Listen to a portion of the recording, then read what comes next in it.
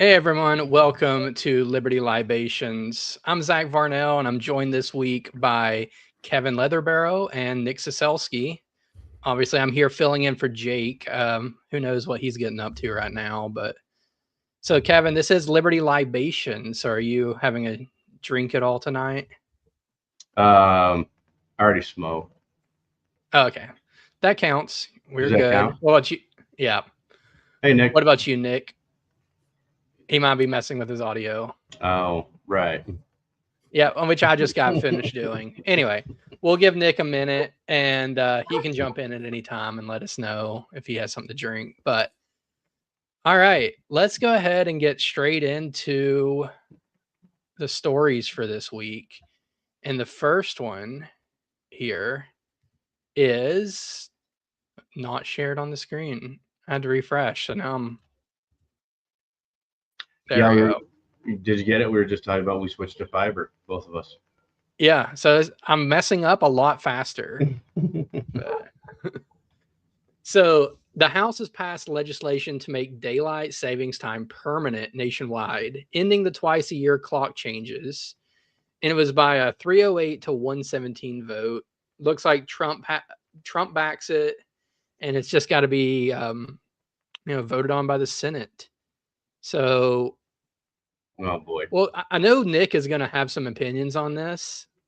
Like Yeah. surprisingly, you would think you'd just be like, "Oh, cool, Oh no, this is that's not cool. great." You It, don't like this? it'll be good. It'll be good if it's state based and the states get to do what they want with it and have their own daylight savings time. If they get to have their own daylight saving, if I don't, it won't turn. Well, later on it'll be 9 o'clock in the morning until I get light up here in Montana. So Hmm. I mean, it would throw. So our state would force probably our state to immediately have to put in some resolution or something like that to say that we're gonna accommodate our own deadline, our own times, and take take it into our own hands because Yeah. kids will be walking to school at 7. I Mhm. mean, it'd be pitch black.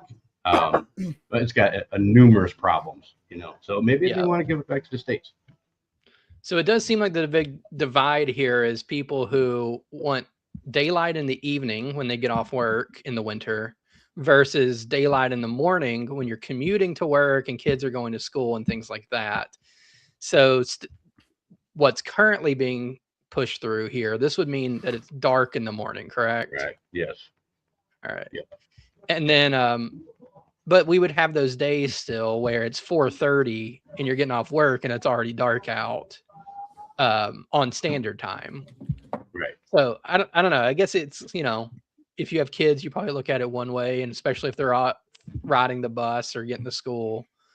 But it's I don't know. I know Nick has opinions on this. I've already heard him talking about it offline. So what do But you what's think, it do? Nick?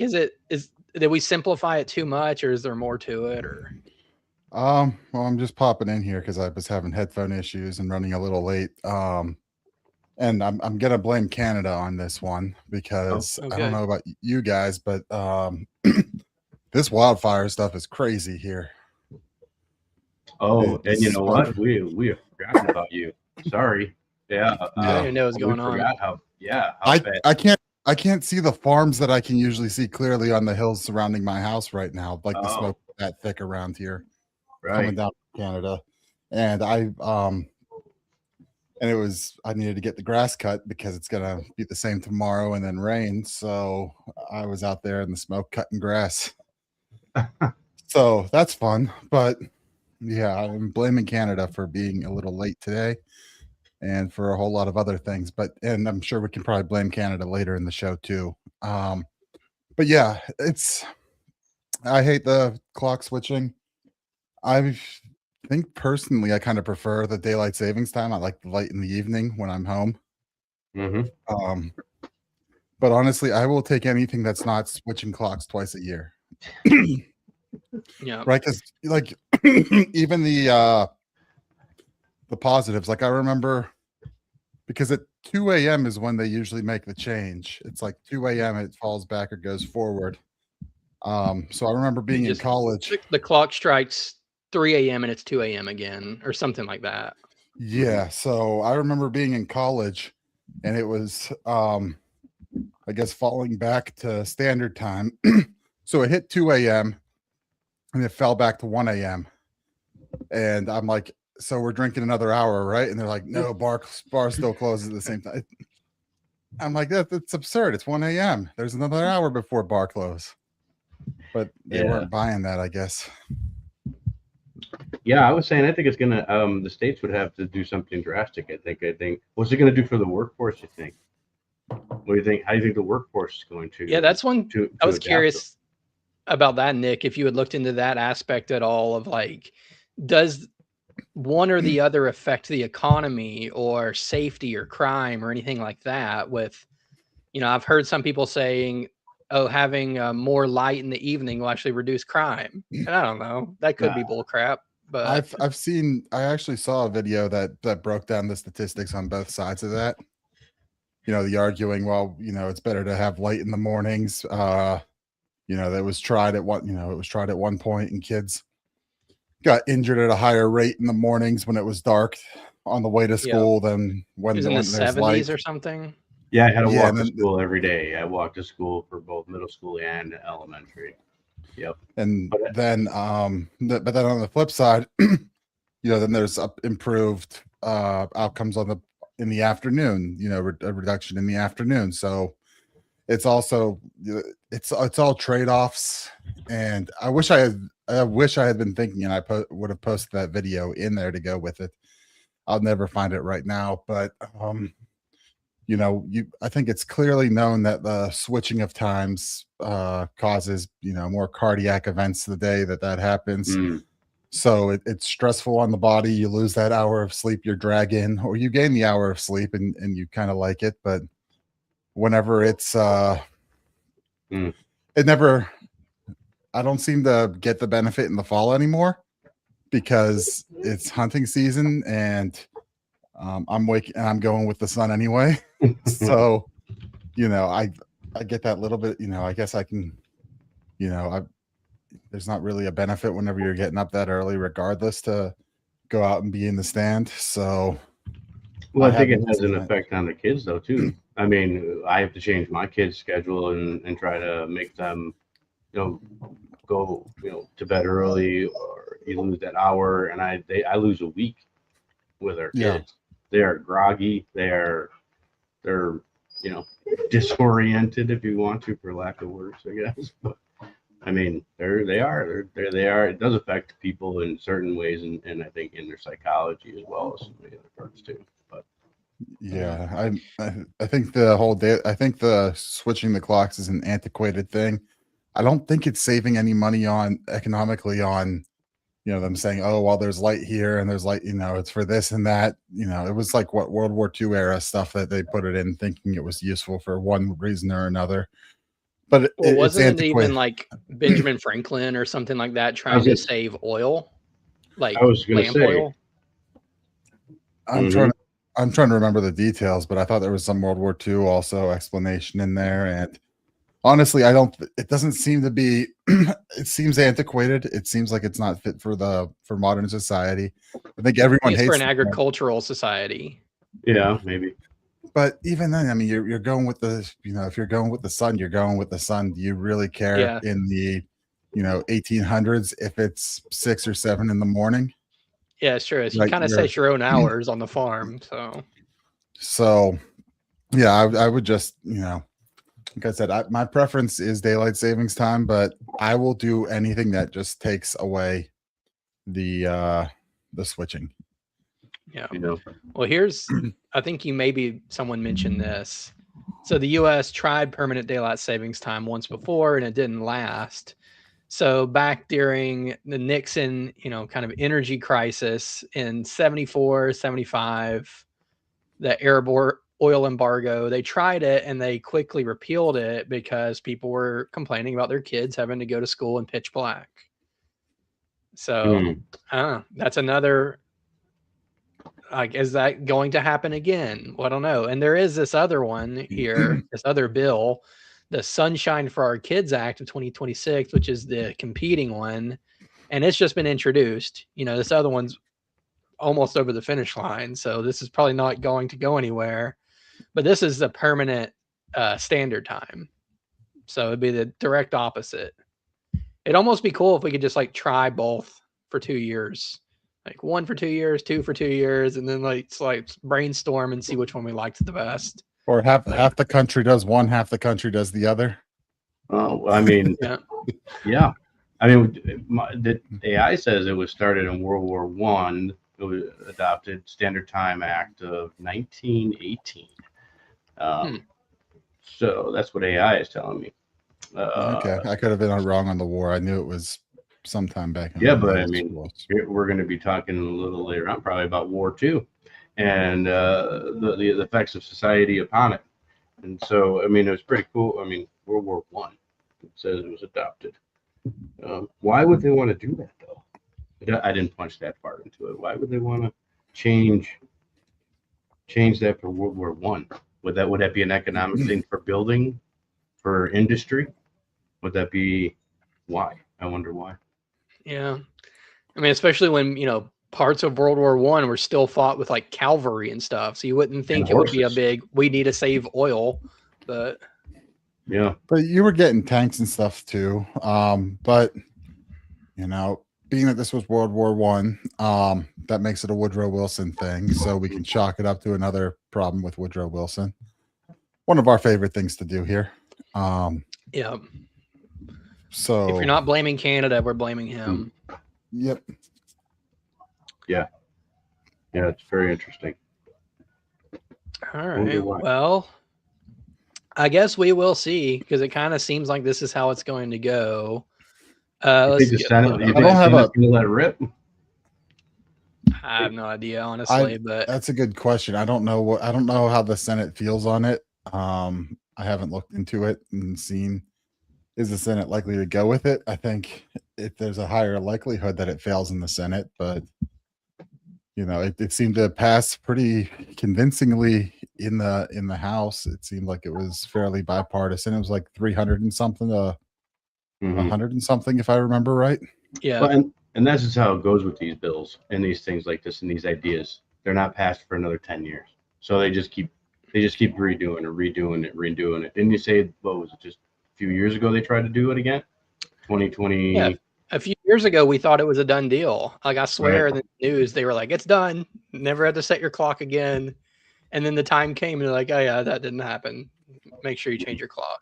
If we got through the Senate, I'd be really surprised. But, hey, I've seen other things go. I mean, Trump has signaled support for it. So if it gets through the Senate, it's getting signed. So yeah. What would that look like nationwide? Would the states have to scramble then? Like Nick, you said half the country will do one thing, and our West will do the other. I don't think they can decide whether or not they do it. Why not? But they could decide what. I don't know, because of laws, which I don't agree with. But I know in Georgia there was discussion of like, well, since we can't really do anything about daylight savings time, let's join Atlantic time zone for part of the year. Which is just another way of doing the same thing. So I wonder if there would be, some random states like, I don't know, Arkansas. It's like, well, we're on Eastern part of the year now. Or Arizona doesn't switch their clocks. Yeah, Arizona, a few states. So, so to some level, the states do have some kind of control on that. So good catch. I don't know. Who knows? Let's look at the audience real quick. Some quack said sleep training babies is a nightmare during daylight savings time changes. I bet. Yeah, thumbs up to that. Yeah. I know your pain. Yes. I mean, right now it's just hard too with like putting the baby to bed and the sun is shining brightly outside and birds are chirping and mine goes to bed at 7 right now. We've had them on a hard schedule, both of them. And even children before, those who don't know, I just adopted. So I have an 8-year-old and I have a 1.5-year-old right now. I had the one since 4 days old and the other one at 3. But I've obviously gone through. Hers right now is blacked out. Goes to bed at a certain time, 7 o'clock, goes all night, gets great sleep. But it's a pain in the butt if there is a smidge of that window that is not duct taped shut. at night or safety pinned. It's a nightmare. Wow. So she also says that in her area, elementary school goes an hour earlier than the rest. So I guess this permanent daylight savings time during the winter, I mean, it'd be like the little kids going to school practically in the middle of the night, it would seem like. The elementary school goes earlier out there. Around here, the elementary school starts later than high school. I guess so. Yeah, and you gotta know being an elementary teacher for so long. New York, what time did we start? I had to be on duty by homeroom was 8 o'clock, so the kids got in by 8:30, 8:15 in New York. Utah, kind of the same way when I taught there, and then in Montana, I just started my own business because I thought it was all just wacko, so I just started my own school, and we started at 9. They're all wacko. Yeah, so it's Oregonian nonsense, basically, according to some quack.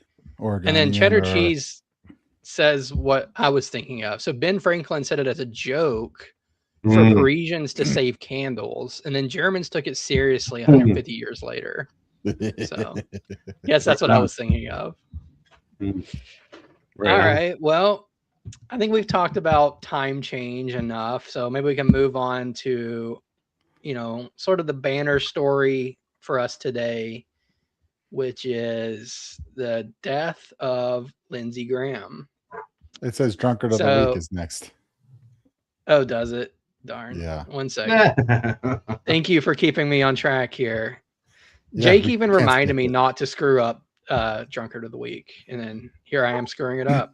What are you gonna do? Yeah. All right, so I got to play the drop. Oh, by the way, we opened with Candle in the Wind. I didn't mean to, but we did. So you missed it, Nick. Oh, we're gonna get a copyright strike on that. Let's see. Drunkard of the week. There it is. I am not fucking drunk. Well, 19th are blue. Every pretty girl deserves to go to a ball. This is everything about it's a clam. I love it. I gotta be honest with you, I feel like I'm a little bit too drunk to stand up. On Wiedersehen, asshole. I'm drunk right now. All right, and here is Drunkard of the Week, where it is somebody who's either, what is it, a hero or what do we call them? Or a clown. Hero or a clown. And it can only be explained by them being drunk, but they're not. So let's see what it is. 95% of my wealth away, and I knew that all of these problems would be solved, I'd do it. It's fine. It's not a big deal. The problem nobody wants to give even 10 or 15% away is because we know that it's a joke. It doesn't work. They're terrible at what they do. They should not have these jobs. They should be fired. If there was a for-profit company, you'd fire all of these people. That is the problem. The policies do not make any sense. They are totally ineffective. They're about their own power and their own influence. And to that, I would say, that's completely accepted in capitalism. Go and start a for-profit company. We want to be free to do what we want to do. Yeah. We want to get loaded. Yeah. And we want to have a good time. All right, can't pronounce that name, but Drunkard of the Week was that Indian guy. So is he a billionaire of some sort? Yeah, he's a rich guy. He's made the circuit on a lot of media things. He's a fairly well-known name.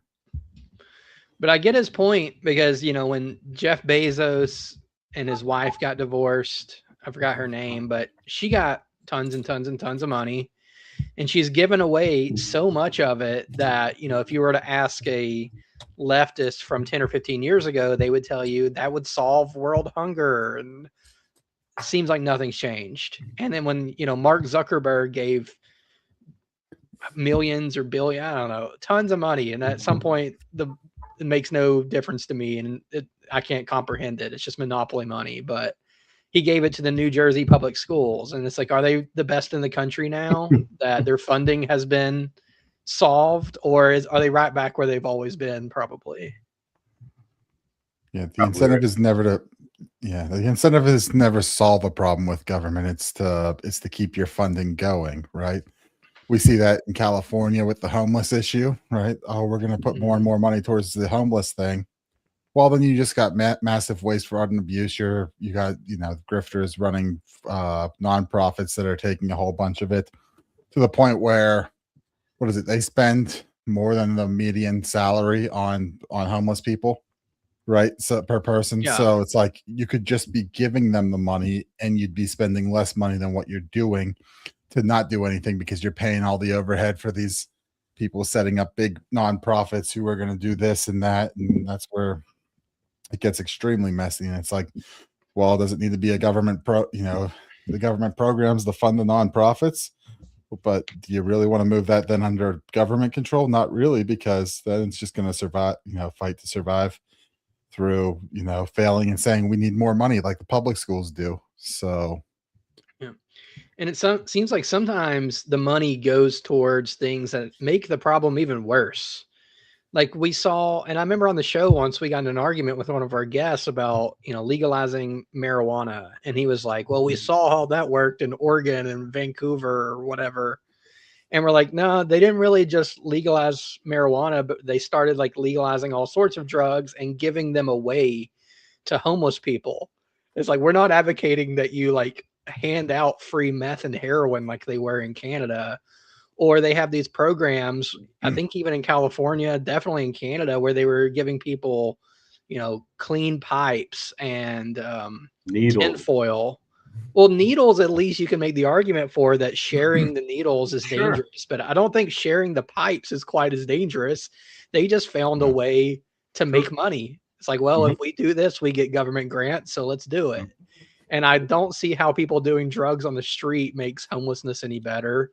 And then it does, give ammunition to the drug warriors who are like, well, see, we tried it and it didn't work.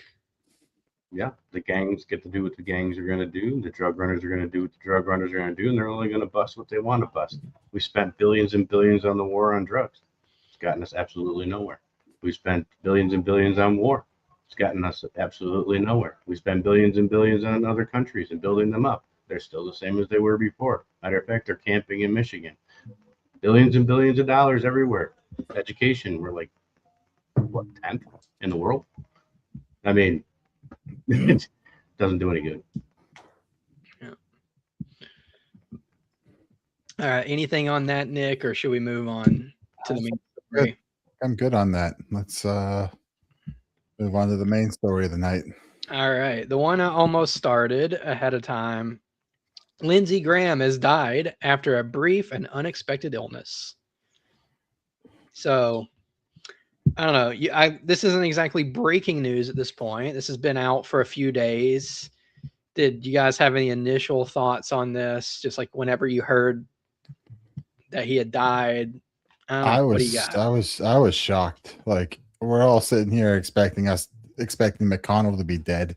And then all of a sudden Lindsey Graham. And then it's like, oh, wow. Because it's not like he came off as being any sort of ill. I'm like, how brief of an illness? And then you start seeing, okay, well, he was just in Kiev, doing his war propaganda stuff out there like the day before. So what kind of illness takes you in 24 hours from fine to dead?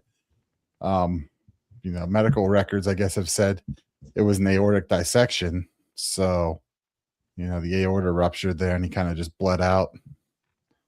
But that was a shock. And, can't say I'm going to miss him in the Senate. It's kind of like when John McCain died and we were like, oh, there's a warmonger gone. Yeah. What about you, Kevin? Do you have any initial thoughts on it? At 55 and done a lot of stuff and whatever. I wasn't shocked that he was dead. I'm surprised. I've seen him on TV almost lose a gasket and his head roll off. I thought for sure he was going to go down right then and there. Right now, no, I wasn't really shocked. Like you said, the left hand was looking somewhere else, but it still didn't hit me on the head. Boom, he's gone. His lifestyle and the way he was, that's not a shock either. So, I'm sure he tried to live whatever. And hey, before I rip on him, rest in peace. But until then, the pressure that guy or any of those guys are under, I don't put it past them for them to just keep walking and keel over. I don't know how they stay alive. Yeah. Well, Mostly just as a adrenochrome. What's that? Nick? yeah. Mostly adrenochrome. There you go. Thank you. Well, I guess just as a refresher to people too, you know, Trump and him weren't always best buddies like they seem to be now. So let's watch this quick video to show sort of the early days of the Trump and Graham love affair. A golf tournament where President Trump this Sunday. This guy, Lindsey Graham, you have a guy, he's one of the dumbest human beings I've ever seen. He's going to kick me around. I don't want his endorsement. I don't want anything to do with him. Because he's better than I am. Then I watched this idiot, Lindsey Graham. Lindsey Graham, I didn't even know who he was. I am all in. Keep it up, Donald. Lindsey Graham is a disgrace. In the private sector, he couldn't get a job. Believe me. Couldn't get a job. Mr. President, thank you for being the best commander-in-chief. He gave me his number. And I found the card. Let's try it. 202. The most successful Republican presidency since Ronald Reagan. One of the worst representatives of any representative. Donald Trump is the best hope. The guy is a nut job. Mr. President, you're going to kick their ass in November. I don't think he could run for dog catcher in this state and win again. I really don't. I'm doing a golf tournament where President Trump. Oh, I forgot he gave Lindsey Graham's phone number away at one point. That was hilarious. Well, something definitely changed along the line there. I mean, they went from, you know, adversarial, it seems, well, except, you know, in one direction. I mean, what happened? No, not one direction. Lindsey wear him down? Okay, was it? Remind us what happened.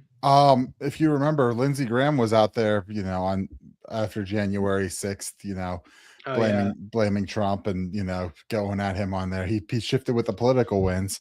And I'm guessing, you know, Graham was bought and paid for by a certain country's lobby, and that certain country's lobby bought and paid for the Trump presidency. And it was probably, you're gonna take this guy in, or, you know, this guy's your new best friend, and, you know, we're gonna let bygones be bygones. And here he is, and that's why he's so close this time around, when he was, you know, kind of the whipping boy, or somewhat irrelevant previously. And I mean, he's not the only one. I mean, we all remember the 2016 election and Marco Rubio versus Trump and the whole little Marco thing and then all of a sudden he's Secretary of State. Come on. Yeah. That was bought and paid for. So you think it's more likely that it's not that, you know, Lindsey just wore him down by, you know, basically sucking him off in public every chance he got and saying how great he was, but it's like, all right, you're on the same team now.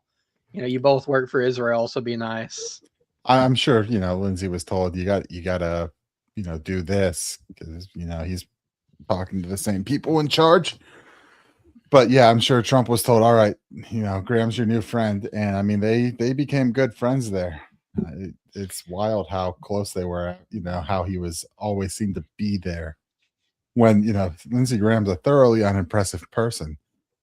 You know, I mean, his history there, he was Air Force JAG or something. So, you know, a lawyer in the military, and then ends up as a senator that you seemingly can't get rid of, even though nobody seems to like.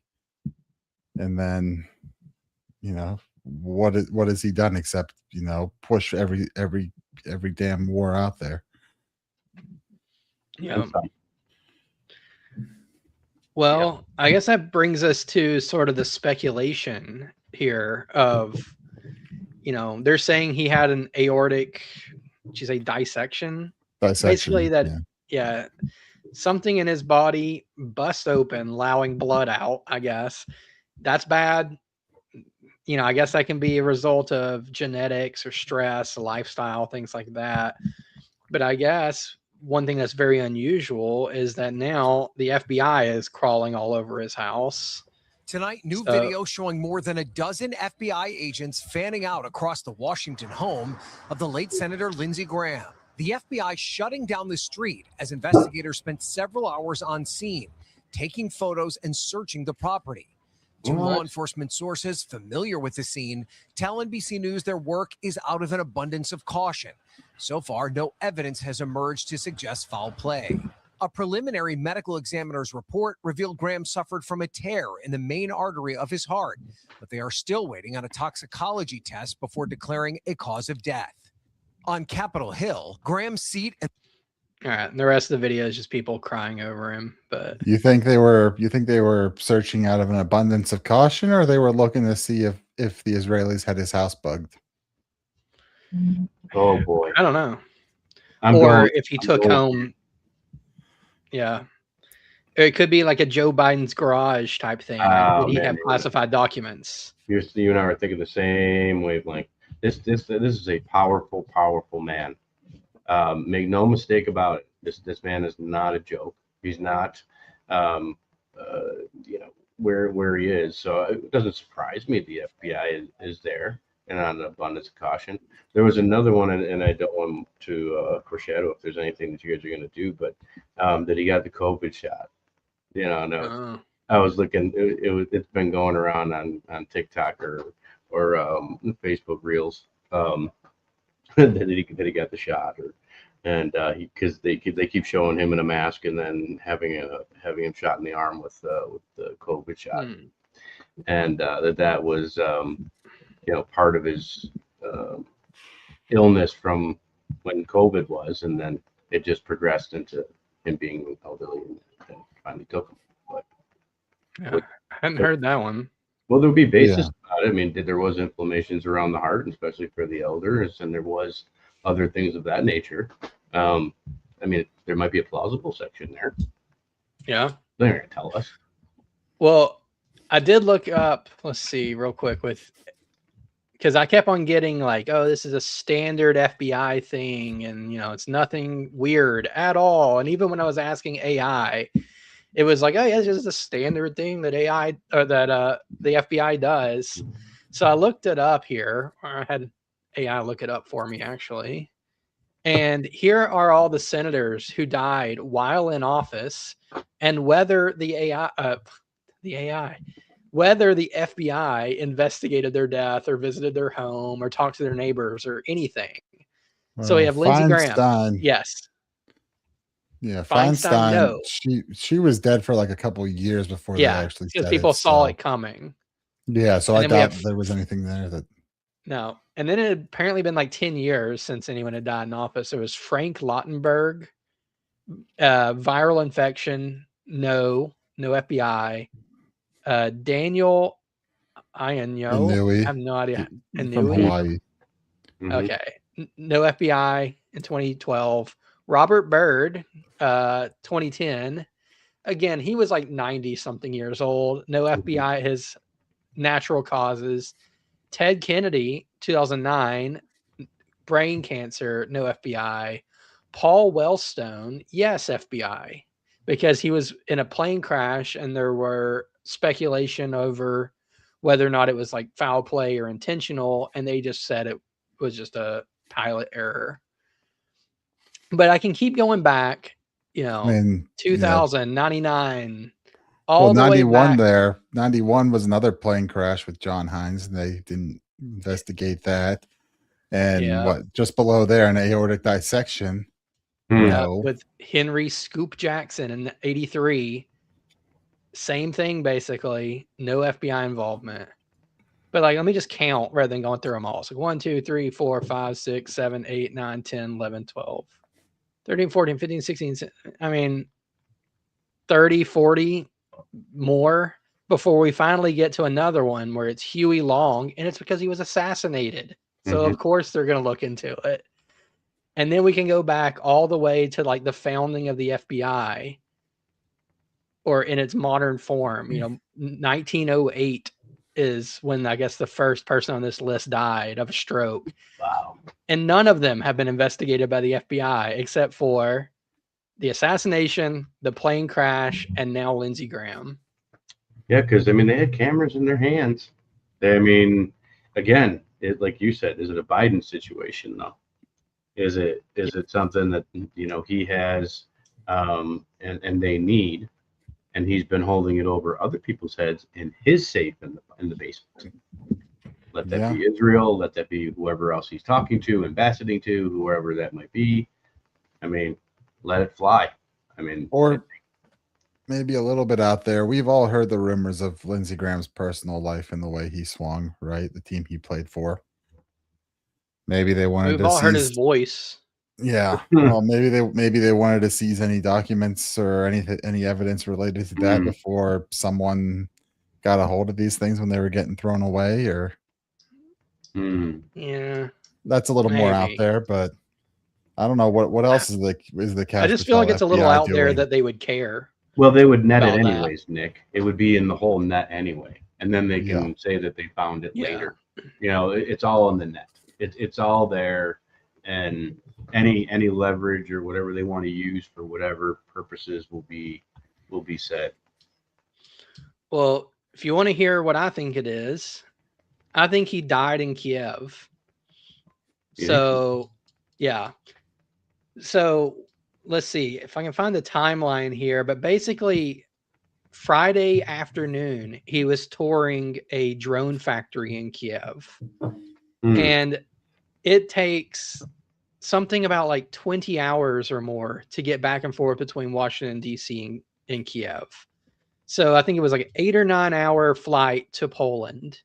And then 8 or 9 hour, and I've heard as much as 12-hour or more sometimes train ride from Poland to Kiev because their airspace is closed.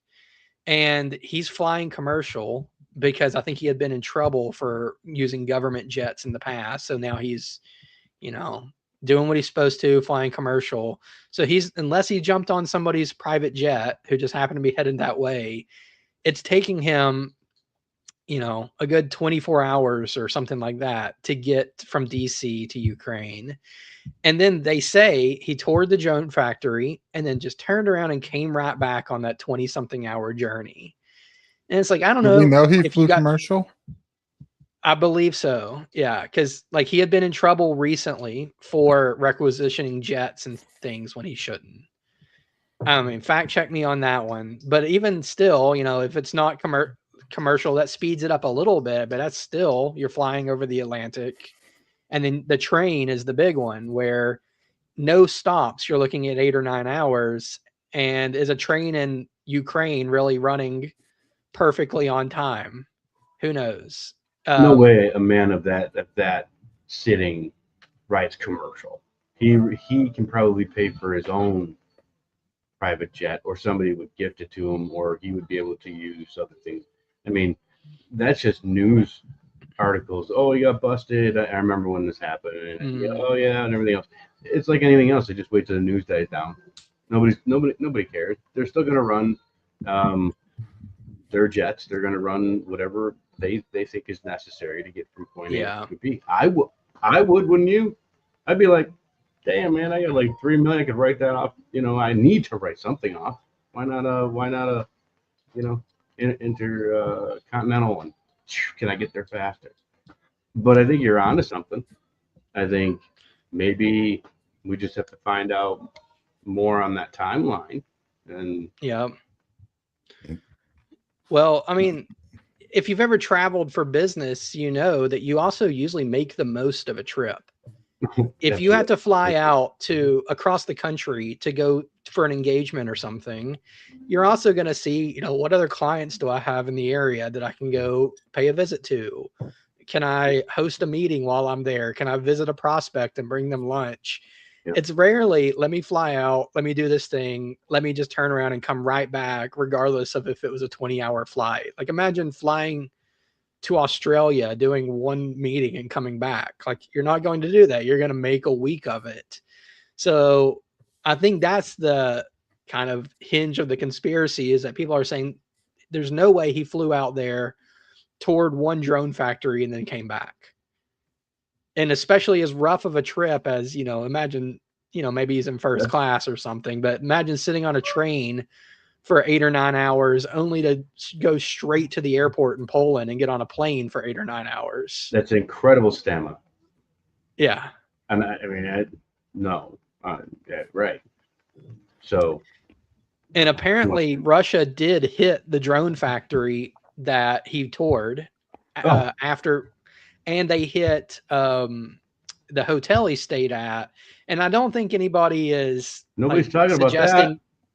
Well, I don't think anyone's even suggesting that he got hit by a Russian missile, but that the stress of, oh, we were just there and it got blown up, or we were just there and it got blown up, or maybe he's even hearing explosions in his vicinity could have given him a heart attack.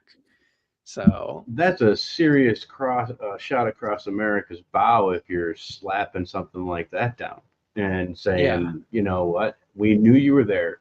We could have pulled this trigger anytime. Lift our sanctions, Mr. Trump. I could have took out Lindsey Graham and put a drone up his ass. I didn't even know that they were talking about that. I didn't even know that was a thing that it got hit. That's incredible. Yep. So, I mean, that's what I've heard. And, you know, the reason you would want to cover that up is just, do you want to admit that the lead cheerleader for war in Ukraine just died in Ukraine? Yeah.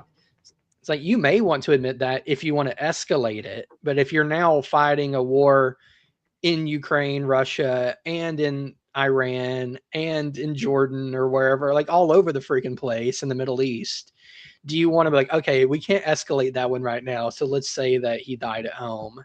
And we'll escalate with Russia on our own terms later. I don't know.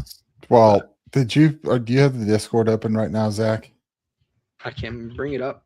Because Cheddar Cheese threw an article that I did see this article earlier in the week, and it is a little bit of a supposed timeline of what happened. I believe it gets into the timeline and reveals kind of the last phone calls he made and things like that. So if we can pull that up on screen and run through it, maybe we can look at it and see if you're seeing any inconsistencies with what that's saying and what you've seen elsewhere, or what. Like they were saying that he called Trump and he called Tommy Tuberville or something like that. Yeah. So let's see. Tuberville recounts Graham's frantic final phone call. Let's see. He revealed it was a former member of his staff that called medical assistance to aid Graham, who died suddenly over the weekend. Tuberville says, my former scheduler was Lindsey's scheduler, and one of my staff members was with that scheduler the night Lindsey called. He called and basically said, listen, I'm having chest pains, you know, I need something. Did you call 911? And he goes, no, that's the reason I called you. All right. And so she called 911. And by the time she got there, 911 had knocked the door down and they were working on him. So I don't know. That's a little odd. You having chest pains, so you call a friend and have that friend's former scheduler call 911 for you. Well, that seems like maybe if you had called 911, he'd be alive. That scheduler was that former scheduler was his current scheduler. So he was like, I guess freaking, I don't know, you know, when you're feeling a medical emergency, you know, maybe you're not thinking clearly and, you know, or like this dissection. So you're starting to lose blood and you're thinking, who do I call for everything else? Well, I call my staff. So let me call my staff and see. But he didn't call his staff. Did he called Tuberville? That's another senator, right? Tuberville's a senator, but I thought the article was saying he called his scheduler, who is Tuberville's former scheduler. Oh, yeah. Okay. Yeah, he did. You're right. So this is Tuberville recounting that. Yeah, which would be like having muscle memory. He had brain memory. I mean, he's been served on for so long that, you know, these guys, 911 doesn't register to them. How old was he? How old was Lindsey now? 71, I believe. 71. Yeah, I think that's right. Right. I mean, you start having fourth-term senator, so he's been in there for 20 years. Yeah, it's crazy. But I mean, you have muscle memory, you have brain memory, you know. And so you probably maybe he was thinking he just jumped into I'm calling my aide. You know. Yep. Yeah. I mean, I think that's understandable. Realistic. Probably was his friend. He didn't have many other family. He wasn't married. Whatever his other lifestyle was, or whichever he floated. But maybe it could just be brain thing. You know. Yep. I mean, I would say that if he was able to make it home from Ukraine, like he flew out there, took a train, did his tour, turned around, took a train, flew home, I personally would be exhausted. Like Yep. even on vacations, when I get home after taking a plane, I'm so exhausted that I, sit down on the couch and I pass out and I have the craziest dreams I've ever had in my life. Well, to be Like- fair, when you take vacations, you're flying commercial and you're flying coach. You're not flying first class or Yeah. private where you have all the room in the world. You're not cattle car class. Right. But this is even sometimes when it's not that far to fly. Like I'm on the plane for 2 or 3 hours, but I guess like the airport takes a lot out of you too when he probably is, in lounges or whatever. But again, at his age, you still have jet lag. You still have all of that turnaround. I mean, that's a stressful schedule, and I don't know if I really see that much of a stressful schedule, unless when they do, and if he didn't fly private, they just gave him some medication to go to sleep for the duration of the flight. I don't know, but that's a lot of stress, man. Yeah. And, again, like I'm not flying maybe in as much luxury as he is or as long as he is, but I'm not 71 either. Yeah. So I can definitely see, even if you're flying, getting the champagne on the cart and all that, it's going to take a lot out of you. And weirdly, the times that I've had like lucid dreams has always been after traveling. Like I'll get home and I'll just pass out so deeply that I'll have like the weirdest lucid dreams ever. But I don't get on planes much. You, Nick? Yeah. What? Do you travel a lot? Not a whole lot. And now, ever since moving back to Pittsburgh, getting on a flight spin maybe once a year. When I was living down in Georgia, it was usually a couple times a year coming back here. So I'm not seeing that. And I mean, the flight from Georgia to Pittsburgh is like an hour. So that was never. You probably spend more time at the airport. Yeah. No. Usually not even that bad because I had it down pretty good whenever I was flying, right? Because I mean, if I was flying early, I'd drive down to the airport, get there, beat all the traffic, and then if it was during rush hour, I'd take the train. And I mean, I was, I think, 40 minutes from my apartment in Sandy Springs through TSA. I was under an hour from my doorstep when I booked an Uber, took it to the train, hopped the train, got down to the airport, and got through security. It was under an hour. So, I mean, not too bad. Yeah, I like flying. I mean, I don't fly very much at all. I think I've flew 3 times in the last 15 to 20 years, and that's always to go back home either for a tragedy or for something you need to take care of back east, since I live in Montana. So I go up to the airport. It's bing, bang, boom. It's not very big. I mean, 4 flights a day leave from there. I'm good. I'm loving every minute of it. Coming back from Buffalo just recently,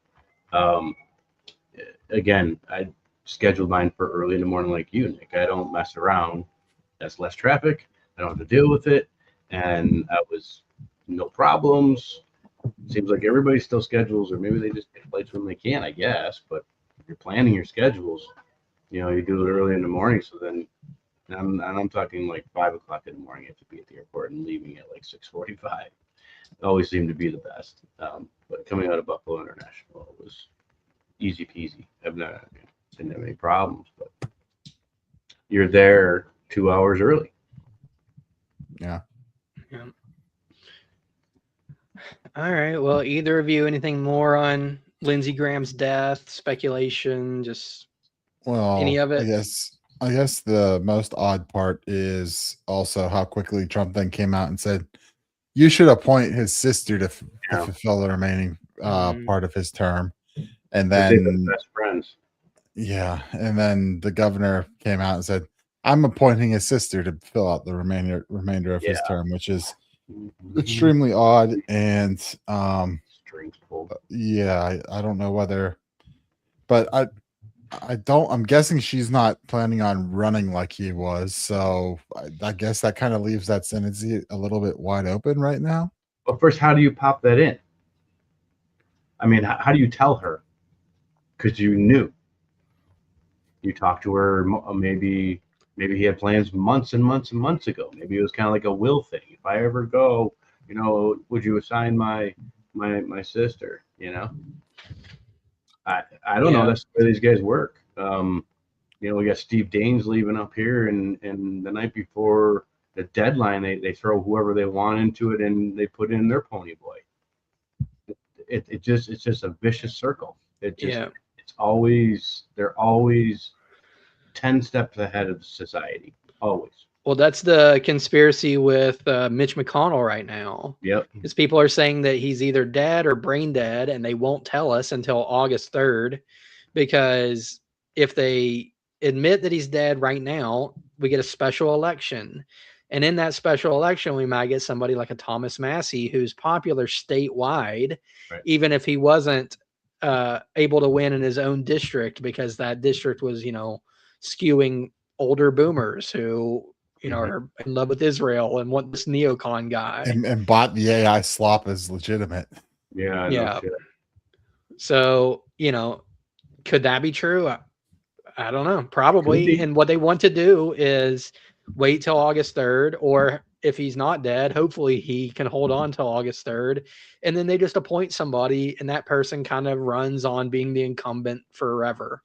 And have we seen anything from McConnell legitimately? Like, they had that a couple days ago. I haven't looked too deeply into it, but a couple days ago they put out a picture and they're like, look, he's fine. And they showed him in there. And then people were like, why is he wearing jeans in that shirt in a hospital bed? Like, this is clearly not a real picture. And I don't know, what you can believe or why, but I did see another one where it's like him wearing that exact same thing by the pool, and like all the same folds and shadows and everything was on the shirt. So I don't know, but which one is the Photoshop? I don't know. Maybe I was being fooled, but I mean, it's definitely sketchy. Nothing's real anymore. Yeah. We know this. AI's out of the genie bottle. It's probably been used a long time before it even hit the mainstream for all of us. Oh, yeah. And they can fix a face in no time. Look at what the stuff with Biden when AI was coming out, and everybody's questioning the cuts behind his ear, or what was that? Was it his brother? What was going on? And now, I mean, Mitch could look at Indiana Jones. They just did a great film with his permission to bring him back to it. Nothing is real. Nothing's Everything real. is fake and gay. Right. Yep. Yes. Absolutely. Well, I can't find the thing I was looking for. So I don't know. The fact that I can't find it makes me think it probably wasn't real, but that doesn't mean that the original wasn't either. Yeah, the original was getting put out by mainstream news organizations and stuff, so corporate news organizations. So they were buying it. It wasn't like they want to buy it too. They want to buy it, and it was coming from a legitimate enough source. It wasn't just some edit someone made on Grok. But it asks questions. Why is someone who's in the hospital wearing jeans in that shirt whenever a hospital gown or at least like pajama bottoms or something more comfortable if you're laying in bed, even if you're getting up and around, you're like, I'm not wearing this gown all the time. I'm going to wear something a little bit, like. And what I'd heard people saying about, like, paramedics came to his house in an ambulance, and I guess they were seen arriving and leaving with no tools, no instruments, like no bags. It looked like he had a sheet under him, so suggesting that they had like lifted him with the sheet, and then they left with no lights or sirens or anything. So people were kind of divided on that too. Some of them saying, "Oh yeah, that means he's completely okay and he's stable, and they don't really need a rush." I'm like, okay, that's one way of looking at it. And then other people were like, "No, that means he's dead." They're not in a rush because it's a cadaver at this point, so there's no telling. No, they're not going to tell us. Not until it's too late. It's going to be too late. And that's what, I think the bigger underlying problem here is we're going to go back to the boomers and their inability to give up control, right? I mean, these guys are at this point like surviving on adrenochrome. Yeah. Right. Like that's what's keeping these guys around for so long as the soulless vampires they are. Yeah. Something has to be the explanation. That's the best one I've got. And like a long time ago, you guys should have backed off and let the next generation take over because well, we can go through all the ways the boomers have destroyed this country and, turned it into a hellhole and just like tore apart every institution and destroyed the economy and have been kind of as a generation the most self-centered and selfish. Yeah, they don't want the generation Gen to ever Xers. live. They don't want us. They don't want No. the Gen Xers in there. Nope. They're keeping us out. They know that we're radical. We rode big wheels. We drank out of hoses. We jumped off roofs, and we just didn't give a flying. And they don't want to hand it over. You can't give a guy any credit at all for if you drank out of a hose and you were a free runner and had to be home when the street lights came on and you didn't see anybody else the whole entire day. Yeah. How would they run a country? Freaking awesome. Like beer ball awesome bullshit. Bring everybody Well, that's home. what they've done. They've spent the entire time ensuring Gen X can't take over to the point that, now you're seeing millennials starting to work their way in more as the boomers die off. And Gen X is kind of that forgotten generation in this whole It thing. really is. It's kind of been pushed under the we have been pushed under the rug. And come on, we're not gonna take it songs. We had long hair and metal and earrings and shit. But they don't want and not the fag earrings either. We had like good long crosses with long hair. All right. They couldn't stand having us in there right now. Nope. No, we had Massey and then some. Yeah. No. Yeah. All right. Well, let's move on and do some trivia. So I guess it'll be you two and the audience tonight. A little bit of a smaller crowd, but it's trivia time.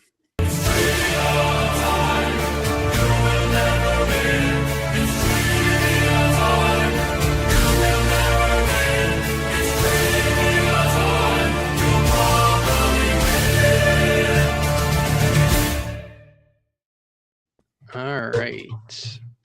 Let me see. This is now labeled trivia music. Yeah, and it's way that. too loud. Oh, There we sorry, go. my bad. No, we need fat rat unity. Apparently it's loading. I hear it. Oh, okay. I don't hear it, but that's fine. If everyone else hears it, we're good. Yeah, the new trivia music came in way too loud, and also, come on, Fat Rat Unity is kind of our thing. All right. Now I hear it. All right, it is Libations Trivia. And let's see. Categories for this week are this weekend or this day in history, logos, which I think was the one made for Alden, and World Cups. And that's World Cups, plural. So who knows what that's about. And I once again did not study up on kickball, even though I probably should have known that Jake was making the trivia. You never know. Like, this could have nothing to do with soccer. That S makes all the difference. Oh, for sure. No, for sure. So, all right. So, audience, join in. Answer in the comments if you'd like. First round, 8 questions, 1 point each. Second round, 6 questions, 2 points. And then the final round, 4 questions, 3 points.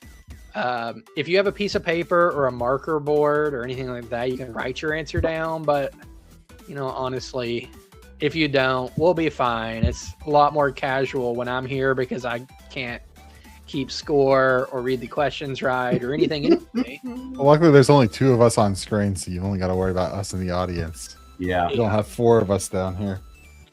So we'll just go honor system. No need to write anything down, really. But all right, round 1, this day in history. Question 1.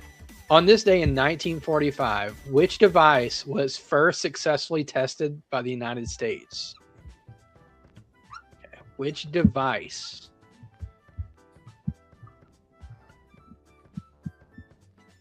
All right. Do you have a guess, Kevin? The walkie-talkie. Walkie-talkie. Nick, the atomic bomb. And it is the atomic bomb. Yeah. It'd be a whole lot cooler if it was just a walkie-talkie. Yep, sure would be. All right. Nick, let's see. I need to bring up the scoreboard. Trivia scorecard. Reset all. All right, you got a point. All right, round or question. Do I need to keep my own score on my board again? I mean, probably, yeah. So, on this day in 1769, a missionary founded the first mission in California for what denomination? Oh, gosh.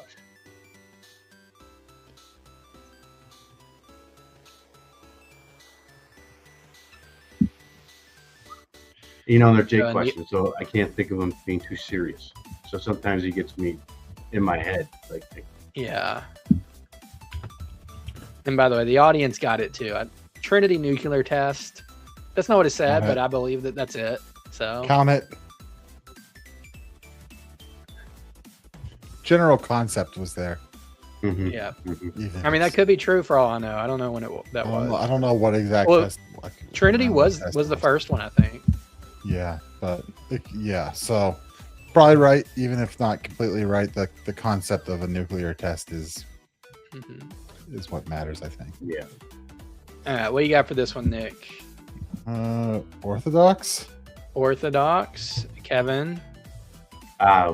First thing popped in my head was Mormonism. Mormon. All right, let's see. Catholicism. Catholicism, of course. In 1769? Yeah, right? That sounds a little late. For California? In my mind. Yeah, I mean, the Spanish were running all over the South and Southwest since the 1500s. But did they? But this was for a specific woman, though, wasn't it? I'm guessing this is Los Angeles, is what it's referring to. Back to see. First mission. I don't know. I mean, I feel like missions are in places like San Diego, maybe. Well, I mean, San Diego and Los Angeles, right? We're talking both names that come from religious definitely context, could be Los Angeles. All right, question 3. On this day in 1790, Congress declares the nation's new capital shall be built along what river?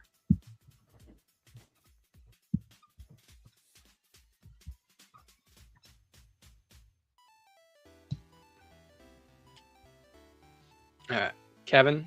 The Ohio River. Nick. I said the Potomac. Okay. We'll get the audience will get theirs when they get it. Potomac. Good job, Nikki. Nick, nice job. Well, there's only like 2 rivers in DC. Yeah, right. And some quack got it with Potomac. All right. Question Ohio's 4. up here in Pittsburgh. Yes. On this day in 1918, the Romanov family dynasty is ended when the family is executed by what group? So what group executed the Romanov family dynasty in 1918?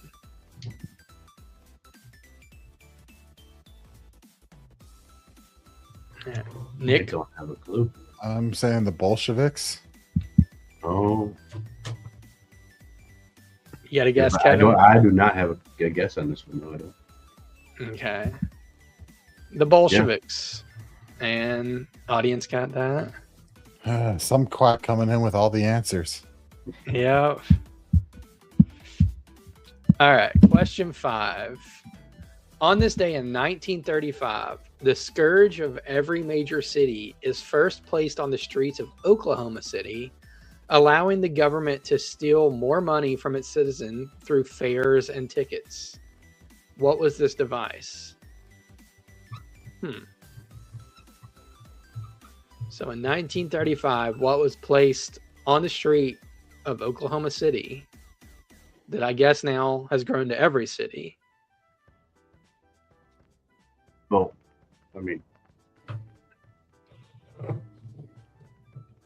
Do you have a guess, Kevin?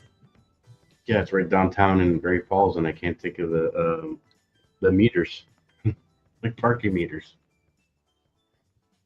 That's what I said. Meter. All right, parking meter, and then some kind, I guess, is streetcar Oh, parking meter, which now you can barely see old school parking meters anymore. It's all like the new Park Mobile and the app stuff. the app.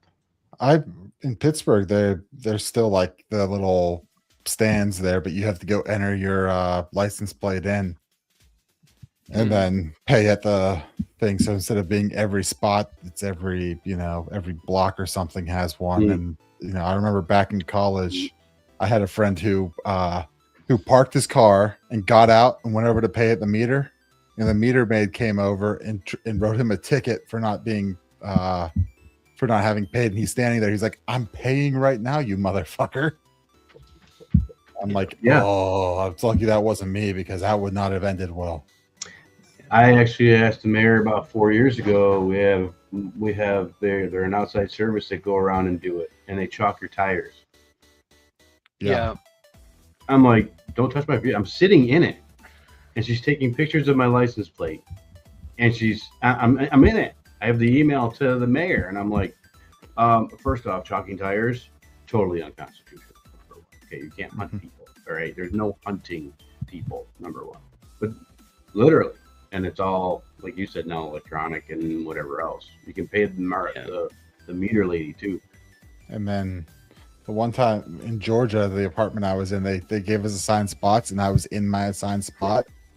And I forgot to hang the little hang tag, because instead of giving stickers, they gave hang tags. And they changed the policy like one night and like, all right, hang tags have to be visible. Well, I got booted in my spot, and luckily I was working from home that day, but can you imagine how livid I was? I went up to the office, and I mean, I was shaking in rage, and like they could tell how pissed off I was. And I was trying to hold it together, and they finally, they're like, "Okay, here's what we'll do. You pay them, and then we'll credit you the amount to your rent." I'm like, I'm not happy about this, but fine, because my next step was I was going to Uber over to Home Depot and get me a universal key, which is a battery powered grinder. Nice. And take that shit off. Nice. I bet they wouldn't be happy if you just washed that chalk off either, too. Because that's such an easy fix. Just spray it with a water bottle. But all right, question 6. On this day in 1951, a man named J.D. publishes his only full-length novel by what title?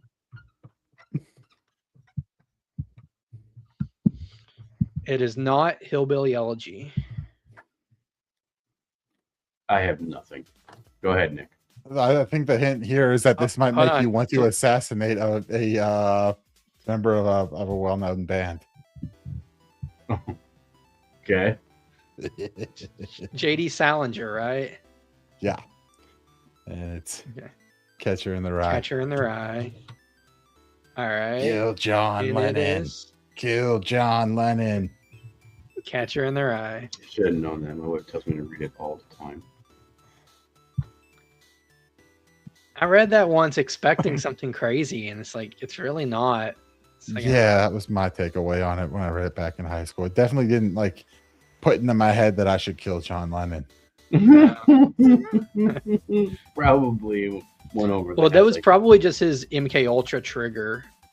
Bro. That's true. But, all right. Question 7.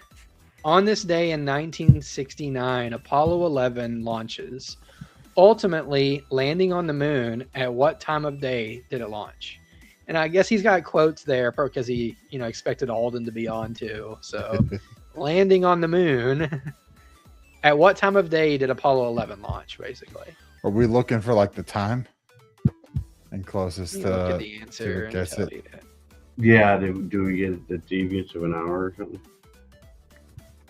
I'm Or pretty closest sure. gets it. I'm gonna say 9 in the morning. Okay. I was saying 3 p.m. Okay. Well, I'm gonna give this one to Kevin because 9:32 in the morning. Oh, Holy cow, I got 2. Holy cow, I got 2. I'm so happy. You're on fire. Oh yeah, yeah. I was the one that suggested, these questions should be for, we should be doing junior trivia for some. Yeah. It's like whenever Teen Jeopardy's on, you just feel so smart. All right. Question 8. On this day in 1973, during a live broadcast, the tapes to what scandal were revealed to exist?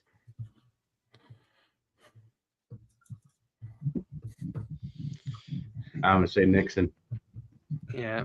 You were busy walking to school in the dark during that time. Yeah, so. I was born. Well, a little bit later. I was born in 1971. But yeah, almost. You were learning to walk to school in the dark. Absolutely. Yeah, he's saying Nixon. I'm agreeing and saying Watergate. Mm-hmm. Okay. Yeah. And it is Watergate. Nick, Kevin. I got 3. Where'd our crowd go?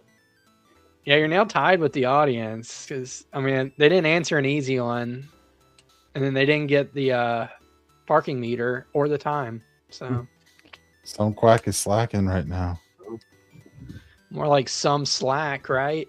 Ooh, he's coming at you. Not going to be happy. All right. Round 2. So I'll change it over here to 2 points each. What scores we got? Logos. Okay, so we have Nick. Let me see if I can just share that. Can I share this? No, I can't share it. You just have to trust me. Nick 5, audience 3, Kevin 3. Okay, that sounds right. I haven't been tracking, but Oh, I know I got 3. I'm good. Yeah. All right. So this one is which logo is correct. So let's see. Question 1. So some quack is baking. So she's excused. And this is now all cheddar cheese's fault. Okay. So we got A. And this is visual. So for anybody just listening, I'm sorry. But A, Wikipedia, the free encyclopedia, or B, Wikipedia, the free encyclopedia. I see no difference. yeah, I'm trying to look at the details, and my mind is showing me nothing different. Yeah, up top. Okay, I do see a difference. The A at the end. Oh, that's funny. That is it. Yeah, I see. Yeah. So the A is capital in B, Mm-hmm. in logo B, at the end of Wikipedia. Oh, they're both capital, but it's bigger. Yeah, that's true. It's capital and large. One's at It's not 19 small font. caps. Sorry, one's at 19 font. Oh, okay, right. And the other one's at what, 24 font. All right, what's your guess, Nick? I said A. A. What's your guess, Kevin? Obviously it's a crapshoot 50-50, so I'm gonna go with B. Okay, and audience goes with B. Is B. So everyone's tied up now. It had to be something that was off, Nick. I mean, it had to be a typo. I mean, Yeah, well, I mean, it's we're all small. just guessing at this point. It's a small. yeah. Although maybe the strategy of going whatever against Nick says, unless it's obvious, is a good strategy because either you'll lose badly or you'll beat him. So that is true. all right, question 2. So we got A, AC/DC, or B, AC/DC. And the only difference that I see here is the lightning bolt direction. So one facing left and one facing right. It's A. Okay. Yeah, I we said got A. Yeah, it's A. I have an ACDC t-shirt. Yeah, I'm pretty sure it's A. Unless I looked at it in the mirror. B looks so Let's goofy. see. Yeah, it's A. And then cheddar cheese got A. All right, still tied up. Question 3. PlayStation or PlayStation? Oh my goodness. I don't think I see any difference. It's the colors. Wait, no, I see it. on It's logo. the colors on the, yeah. Yellow colors are yellow. At the There is, top. I have no idea. There's no, I mean, this is another. A is, when I saw the first one, PlayStation, I think it's A. Okay. Choose the blue. Yeah, I'm guessing A as well. I think the blue's at the front. We got three A's. I have one over here. Hurry up. Tell me which one it is. A, and A. It's B. Everyone gets it wrong. I'll go back to that. Yeah. I have not looked at that logo in forever. No kidding. I mean, I've never studied that logo that closely. So I'm usually just anxious for the game to start when I'm. Yeah, the shape of it is what you really notice. The color scheme is not. Yeah. All right. Question 4. Wawa or Wawa? And Ew. the only thing I see here is the goose flying one direction or the other. Yeah, I don't remember this logo at all. Why would you pick Wawa? I mean, it's such a terrible, terrible place compared to Sheets. Which I way read something about Sheets the other day. Which way is the What was sunset? He sets in the west. I'm going to go with the one going towards the west. Okay, so A. would that be B, Kevin? That would be B, yeah. All right. So you got B, A. I'll give audience a second. What did I read about Sheets? Oh, it was stupid. Never mind. No one cares. I don't know. They're selling the Paul Skeens giant All right. glizzy now. So And then Chatter Cheese says A, and it is A. Congratulations. So Nick and audience pull back ahead. I feel like the West thing was a really good like symbolism guess. Yeah. But yeah. But Wawa exists in the East. The West is Sheets territory. But maybe they're open late. I don't know. Yeah, maybe. We don't care about daylight saving time. Sheets is 24/7. You can get a giant glizzy there anytime you want. You don't care about daylight saving. I would like some Turkey Hill iced tea. All right. Question 5. I don't even know how to pronounce that or what it is. Citron? Is that a car or a liquor? I think it's a car thing, and I have no clue on this. Yeah, I'm not familiar with this one either. So we have Citron with 2 chevrons or 3 chevrons. Right. Well, If some European trash going on here. Yeah, right. And I thought if we're looking for dominance, right, the stripes on the shirts, right, or whichever else. And so I think you want to be dominant. So three has got to be it. So B. Okay. I said B as well. So 2 guesses for 3, and then cheddar cheese guesses A. And also, I would say Sheets coffee is okay. Cheddar cheese. Sheets, they have the machines that grind the coffee fresh for you. Yeah, you order on a screen. So it's pretty great. Cool. All right, so we got cheddar cheese gets it at A. So we are. Wait, hold on. Bing. Audience pulls ahead. Yeah, I'd be a terrible advertiser. Yeah, I'm thinking dominant. Damn, you want 3 stripes on there. Yeah. Let's do it. That's what I would do. Yeah.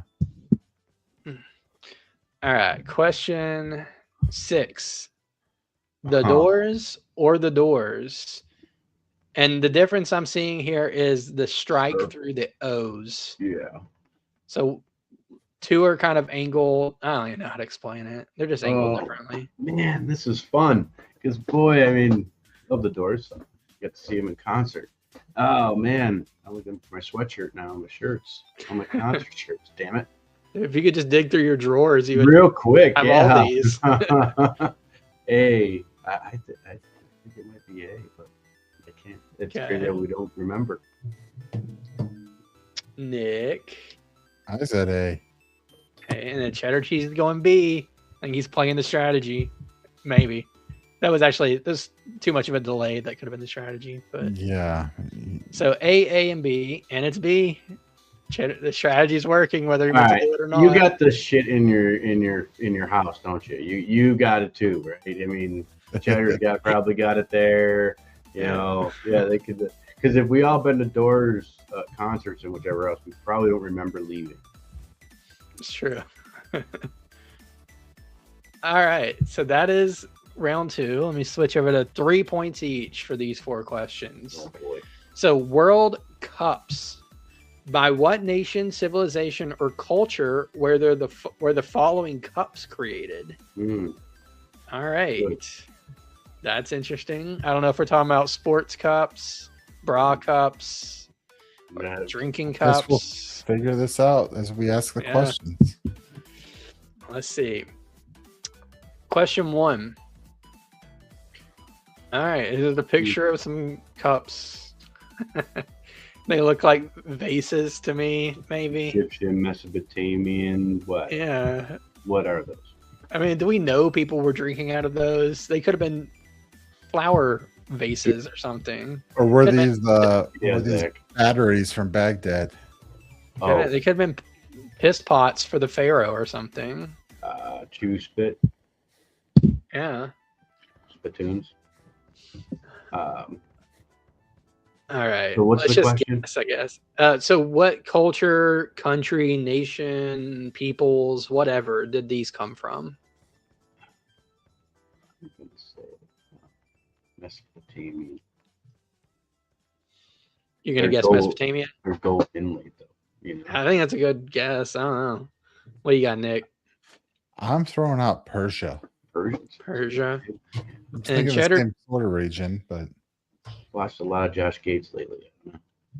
Cheddar cheese is guessing Korean, which I think that's a good Yeah. guess because in the middle there does seem to be like an Asian script, and I can see a circle, and Korean's the only ones with circles. Hmm. So Well, Nick, we should have Egypt. looked with the magnifying glass. Oh, we were close. Oh, Egypt, yeah, apparently well, Egypt circles. So all right.